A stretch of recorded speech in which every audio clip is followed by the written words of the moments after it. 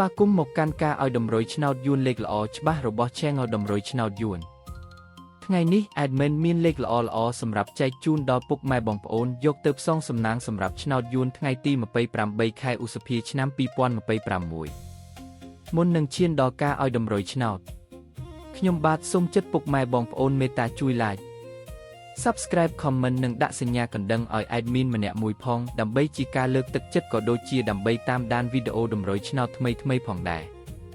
ឥឡូវកុំឲ្យខាតពេលយូរតោះយើងទៅតាមដានតម្រុយឆ្នោតយួនទាំងអស់គ្នាចំពោះឆ្នោតពីរលេខគឺមានលេខ54 31 24និង64សម្រាប់ ABCD សម្រាប់លេខអូសខ្ទង់គឺមាន20អូសនិង60អូសសម្រាប់លេខអូសចំពោះឆ្នោត3លេខគឺមានលេខ0957គុណ914គុណនិង002គុណ